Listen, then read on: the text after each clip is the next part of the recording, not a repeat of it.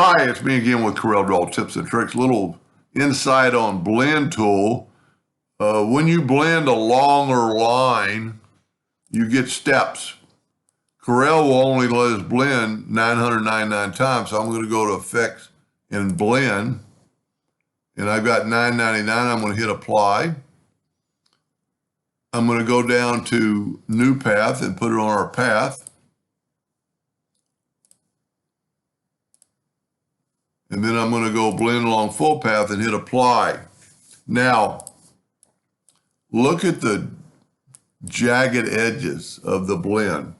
Now, the only thing I know that you can do is you can select it, go right here to split, and then try to pick kind of like the middle of the item. So we're going to pick right there.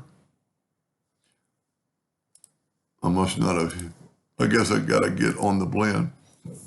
And what that did, it split the blend in half. So this has 534, we'll up it to 999. Hit apply. I want you to look at the difference between the two blends.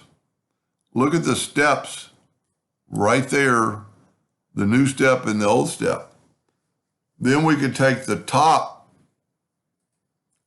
and it's 464. $9.99. Hit apply, and you get a lot smoother blend. Now I used a black and white, so what I'm going to do is I'm going to separate it. Go up to Object, break the 6 elements apart, try to grab our blend line, and I did. And I'm going to grab a box just to show you that how the white of the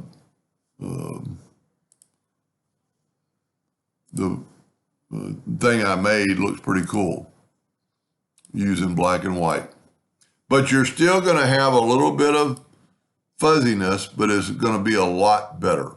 Now, there's several other ways to do this to get it dead on and get some really good smooth, but it's really breaking it up more, and it really becomes kind of difficult. Anyway, I hope that helped just a little bit. Thank you for watching.